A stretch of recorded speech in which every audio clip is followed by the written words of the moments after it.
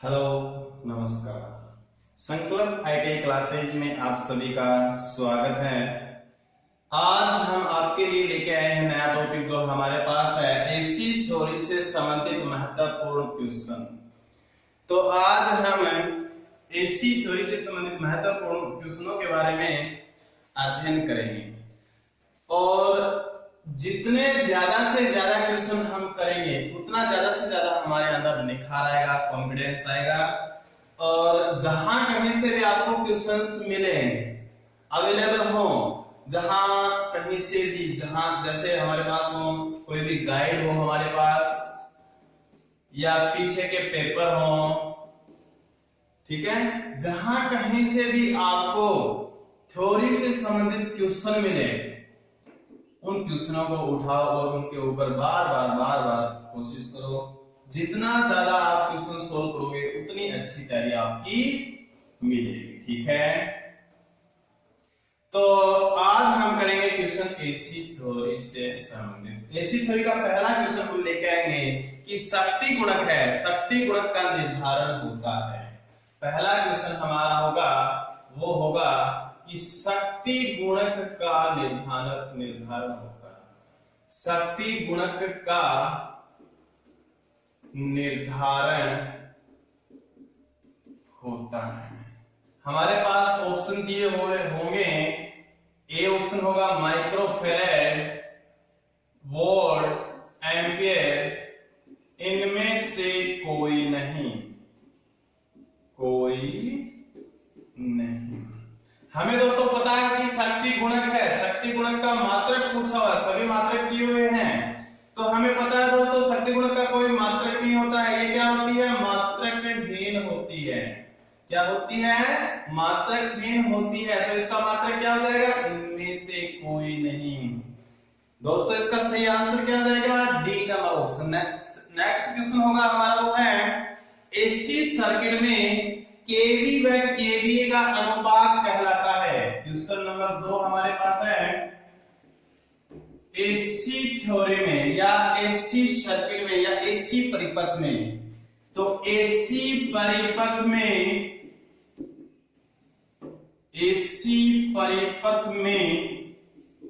केवी upon KVA का अनुपात कहलाता है। अनुपात कहलाता है। 4 ऑप्शन दूंगा आपको, ऑप्शन देते हैं आपको पता चल जाएगा कि इसका सही आंसर कौन सा होगा। फॉर्म फैक्टर,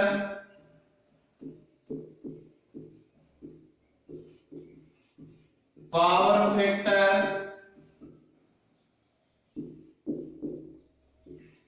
पीक फैक्टर, ये सभी हमें पता है केवी होती है और जो केवीए होता है इन दोनों का अनुपात क्या कहलाता है? पावर फैक्टर कहलाता है। इसका सही आंसर कौन सा हो जाएगा हमारे पास? पावर फैक्टर हो जाएगा। कौन सा सही आंसर हो जाएगा? पावर फैक्टर, ठीक है। नेक्स्ट क्वेश्चन, 3 क्वेश्चन हमारा होगा कि एडमिटेंस जो होता है उसका मात्रक क्या होता है? एडमिटेंस का मात्रक, कई बच्चों के तो दिमाग में भी आ गया होगा कि एडमिटेंस का मात्रक भी ये होता है। कुछ बच्चों के दिमाग में नहीं आया तो वो ऑप्शन देख के बता देंगे कि इसका आंसर ये होगा। क्वेश्चन नंबर 3 है एडमिटेंस का मात्रक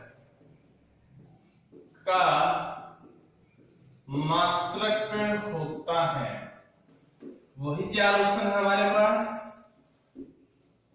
ओम, महो,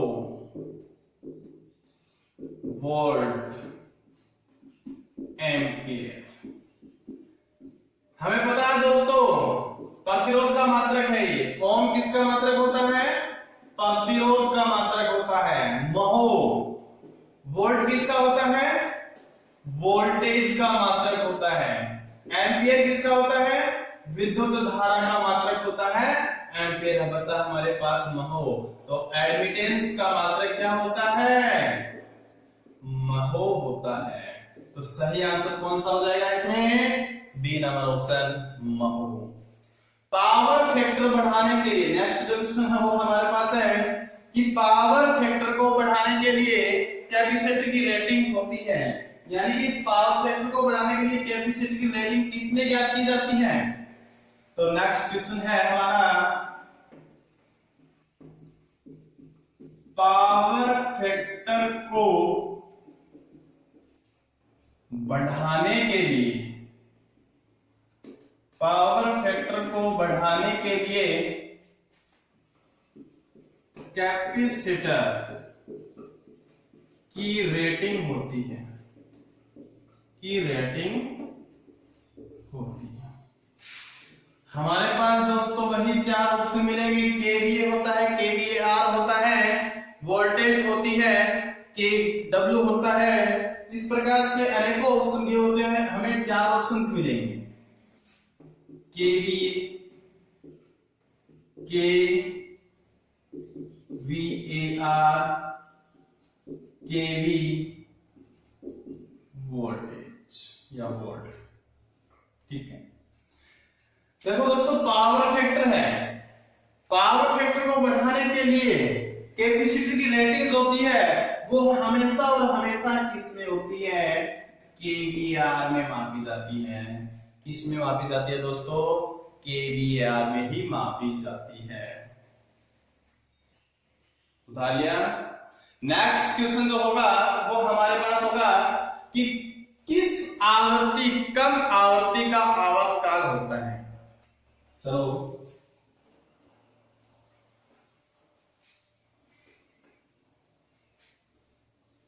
नेक्स्ट जो क्वेश्चन होगा, यानी कि किस आवर्ती का आवर्तकाल कम होता है, या निम्न में से किस आवर्ती का आवर्तकाल कम होता है। तो नेक्स्ट क्वेश्चन हमारे पास, निम्न में से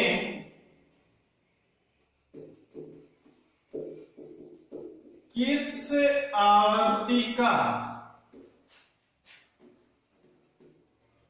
आवर्तकाल, सॉरी मैंने कम बोल दिया था, अधिक पूछते हैं अपन, ठीक है, या कम भी पूछ लेंगे तो भी कोई दिक्कत वाली बात नहीं है। निम्न में से किस आवर्ती का आवर्तकाल अधिक होता है, अगर कम भी पूछे तो भी कोई दिक्कत वाली बात नहीं है। पहला ऑप्शन दे देते हैं हमारे पास 50 हर्ट्ज, 30 हर्ट्ज, 20 हर्ट्ज, 10 हर्ट्ज। तो दोस्तों आपको मैं एक बात बता देता हूं कि जिसकी आवृत्ति कम होती है, जिसकी आवृत्ति कम होती है उसका आवर्तकाल, आवर्तकाल क्या होगा, ज्यादा होगा। उसका आवर्तकाल क्या होगा भाई, जिसकी आवृत्ति सबसे कम होगी उसका आवर्तकाल सबसे अधिक होगा। तो इन चार ऑप्शनों में से आवृत्ति सबसे कम कौन सी है, 10 हर्ट्ज। तो इसमें नोट लगा के लिख लेना आप कि जिसकी आवृत्ति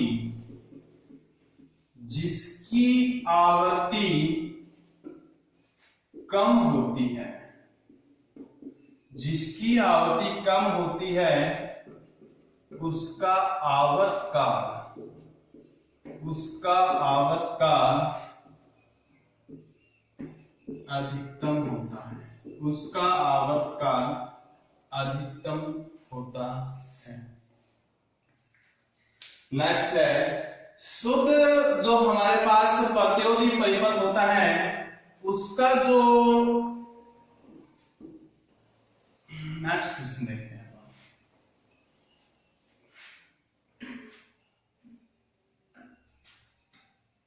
क्वेश्चन नंबर,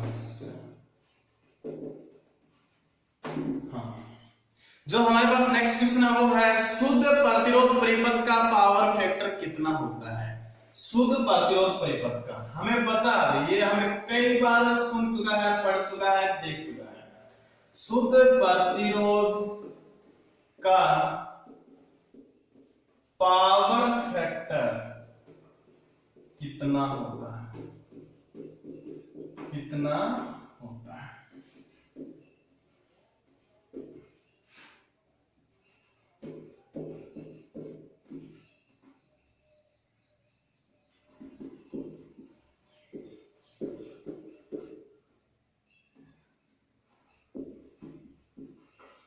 ये चार ऑप्शन है हमारे पास। शुद्ध प्रतिरोध का पावर फैक्टर, यानी कि हमारे पास केवल क्या लगा हुआ है, एक रेजिस्टेंस लगा हुआ है, इसके अलावा इस उपकरण में कुछ भी नहीं लगा हुआ है। तो ये कौन सा परिपथ है, शुद्ध प्रतिरोधी परिपथ है। ये कौन सा परिपथ है, शुद्ध प्रतिरोधी या प्रतिरोध परिपथ है। शुद्ध प्रतिरोध परिपथ का पावर फैक्टर हमेशा क्या होता है, एक होता है, यूनिट होता है या इकाई होता है। इन तीनों में से आपको कोई सा भी आंसर मिल सकता है। तो इनमें से आपको कौन सा दिखाई दे रहा है, इकाई या यूनिट? इसका सही आंसर हो जाएगा दोस्तों यूनिट। यानी कि शुद्ध प्रतिरोध परिपथ का जो पावर फैक्टर होता है वो होता है एक होता है। नेक्स्ट क्वेश्चन होगा दोस्तों हमारा, फ्रीक्वेंसी में कितने प्रतिशत टॉलरेंस होना चाहिए? फ्रीक्वेंसी में कितने प्रतिशत टॉलरेंस होना चाहिए? नेक्स्ट क्वेश्चन हमारा, फ्रीक्वेंसी में कितने प्रतिशत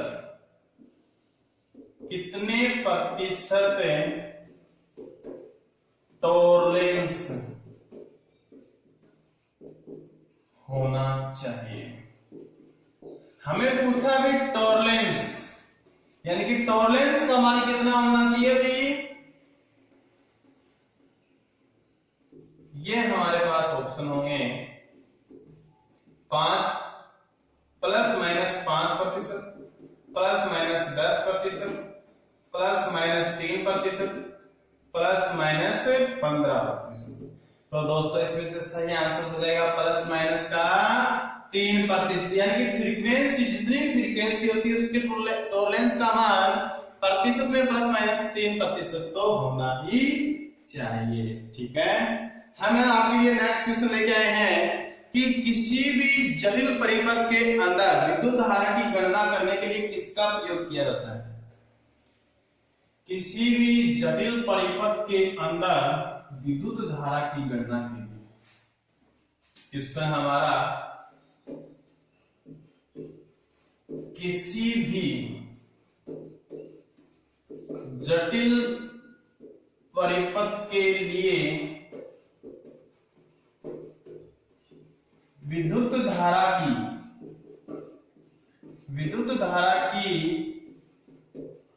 गणना करने के लिए, विद्युत धारा की गणना करने के लिए किस नियम का प्रयोग किया जाता है? किस नियम का प्रयोग? कई बच्चों के तो भाई दिमाग में आ गया कि कौन सा जटिल में होता है, कौन सा आसान वाले में होता है, करने के लिए किस नियम का प्रयोग किया जाता है। और कई बच्चे ऐसे हैं जिनको ऑप्शन की जरूरत होती है, तो घबराने की जरूरत नहीं है, हम ऑप्शन दे देते हैं। न्यूटन का नियम,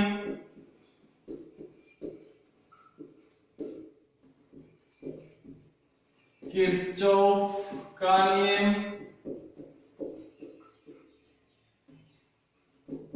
ओम का नियम, ये सभी। देखो कुछ बच्चों ने तो दिमाग में भी सोच दिया होगा कि इसका सही आंसर कौन सा होगा। जिन बच्चों को ऑप्शन की जरूरत थी वो ऑप्शन से लेके पता लगा लेते होंगे, जिन बच्चों को पता नहीं है उनको मैं बता देता हूं कि इसके लिए किरचॉफ के नियम का प्रयोग किया जाता है। सीधा सीधा क्वेश्चन ये पूछा जाता है कि जटिल परिपथों के लिए कौन से नियम का प्रयोग किया जाता है? किरचॉफ के नियम का प्रयोग किया जाता है। तो इसको उतारो दोस्तों।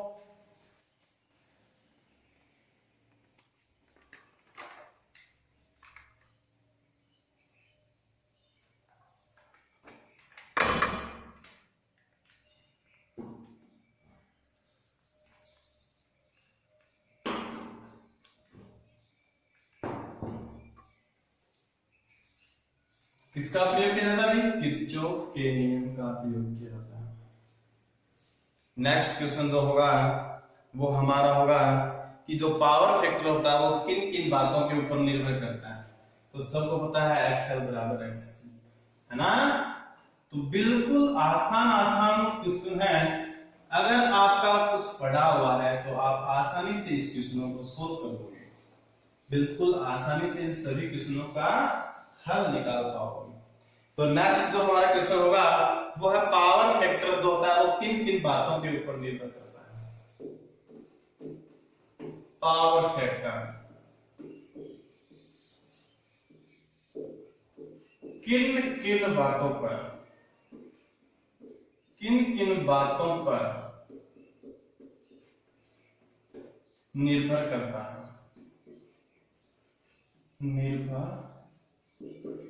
दोस्तों हमारे पास ऑप्शन होगा inductive reactance, capacitive reactance, frequency जो होती है उसके अनुपात में 1, 2, 2, 3।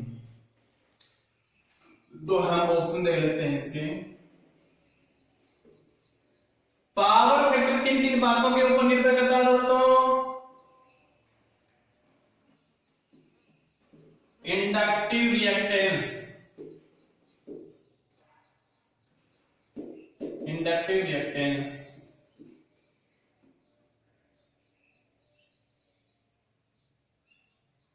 कैपेसिटिव रिएक्टेंस ले लेते हैं।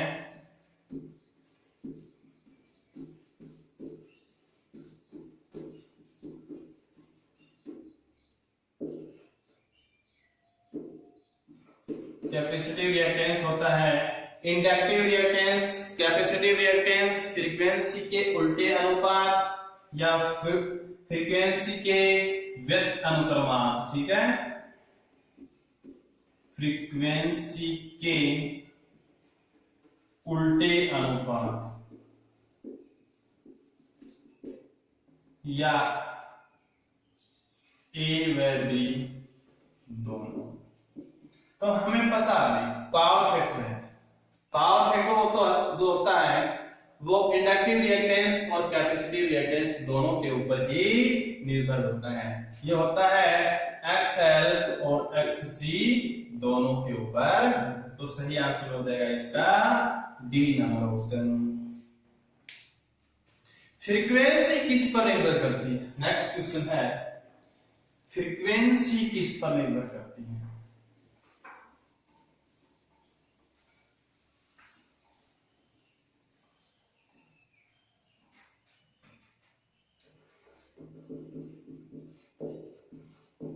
फ्रीक्वेंसी किस पर निर्भर करती है? फ्रीक्वेंसी किस पर निर्भर करती है? हमारे पास ऑप्शन होंगे। फ्रीक्वेंसी जो होती है वो स्पीड के ऊपर, पोलों की संख्या पर, पोलों की संख्या पर,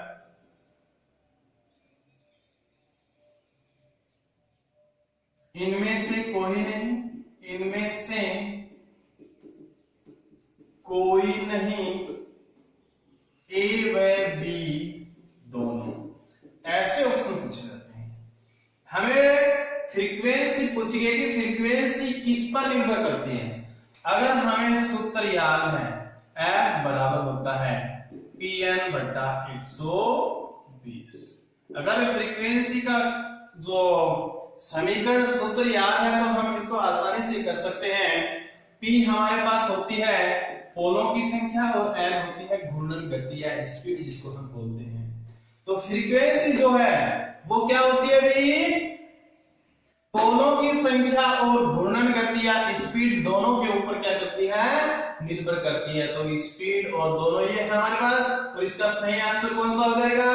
ए व बी दोनों इसी ऑप्शन में है हमारे पास। तो सही ऑप्शन हो जाएगा डी, यानी कि पोलों की संख्या और स्पीड दोनों के क्या होती है? ऊपर निर्भर करती है। क्या? फ्रीक्वेंसी।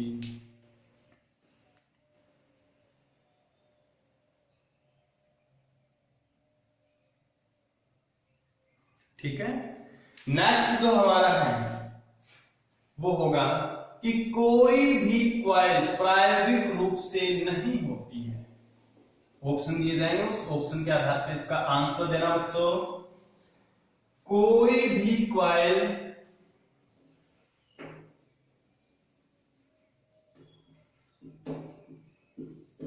कोई भी कॉइल प्रायोगिक रूप से, कोई भी कॉइल प्रायोगिक रूप से नहीं होती है या प्रायोगिक रूप से नहीं होती है। क्या नहीं है? कई बच्चों ने तो वास्तव में बता दिया इसका आंसर कि कोई भी कॉइल है प्रायोगिक रूप से नहीं होती है। तो ये चार ऑप्शन मैं आपको दे देता हूं। इसमें पहला ऑप्शन आपके पास होगा कैपेसिटिव रिएक्टेंस हो जाएगा, शुद्ध रिएक्टेंस हो जाएगा, शुद्ध इंडक्टेंस हो जाएगा, शुद्ध कैपेसिटेंस हो जाएगा। तो मैं दे देता हूं आपको शुद्ध कैपेसिटेंस,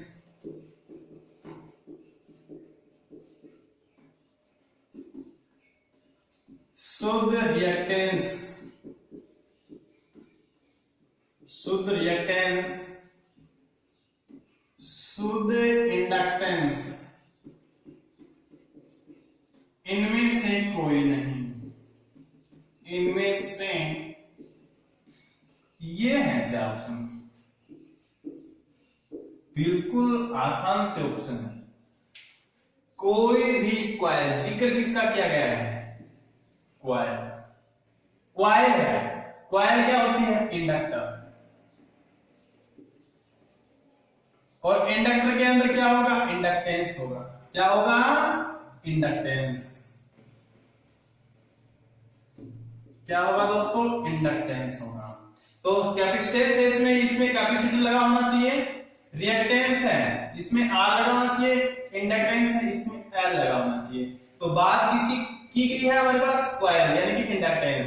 तो यहां पे आ जाएगा शुद्ध इंडक्टेंस, शुद्ध इंडक्टेंस। यानी कि कोई भी कॉइल जो होती है वो प्रायोगिक रूप से शुद्ध इंडक्टेंस नहीं होती। हमारे पास ये है, बिल्कुल इजी वे में आपको समझाया जा रहा है बच्चों। ये क्या हमारे पास? इंडक्टर है। क्या है? इंडक्टर है। ये अगर हम इसको थ्योरेटिकल देखें, अगर हम इसको थ्योरेटिकल देखें आदर्श मानकर, थ्योरेटिकल देखें आदर्श मानकर, तो इसका जो इंडक्टेंस होता है वो होता है बिल्कुल प्योरली शुद्ध होता है। लेकिन जब हम प्रायोगिक रूप पर इस पर परीक्षण करते हैं तो इसके जो चालक तार होता है, उस चालक तार में इसकी जो कॉइल होती है, इसका जो इंडक्टर होता है, उसमें कुछ न कुछ प्रतिरोध अवश्य होता है। उस कुछ न कुछ प्रतिरोध की वजह से ये शुद्ध इंडक्टेंस नहीं होता है। क्या होता है? प्योरली इंडक्टेंस नहीं होता है। इसमें कुछ न कुछ अशुद्धि और अशुद्धि के रूप में क्या मिल गया? इसमें प्रतिरोध मिल चुका है दोस्तों। ठीक है, नेक्स्ट क्वेश्चन आपके लिए लेके आ रहे हैं। बहुत ही सुंदर सा क्वेश्चन है अगला। मेरे को पता है ये तो सभी बच्चे बता देंगे। नेक्स्ट जो क्वेश्चन होगा, कितने इलेक्ट्रिक डिग्रियों से एक साइकिल बनती है? कितने इलेक्ट्रिक डिग्रियों से एक साइकिल बनता है? साइकिल हमारे पास चक्कर, ठीक है, ए है, बी है, सी है, 90 डिग्री, 180, 270, 360, कौन सी डिग्री है हमें पता है। हमारे पास कुछ इस प्रकार से हमने स्टार्टिंग से देखा था, एक साइकिल बनता है। यहां होता है 0 डिग्री, बीच मिडल 90 डिग्री होता है, 180 डिग्री होता है, मिडल 270 डिग्री होता है, यहाँ पे होता है 360 डिग्री। एक साइकिल कौन सा होता है? हाफ पॉजिटिव और हाफ नेगेटिव को मिलाकर एक साइकिल कंप्लीट होता है। और ये साइकिल कितने डिग्री के ऊपर बनता है? 360 डिग्री। तो बच्चों इसका सही आंसर हो जाएगा 360 डिग्री। तो आज के लिए दोस्तों इतना ही काफी है। धन्यवाद। अगर आपको समझ में अच्छा लगे, समझ में आए, तो चैनल को लाइक, सब्सक्राइब और शेयर जरूर कीजिएगा। ओके, धन्यवाद।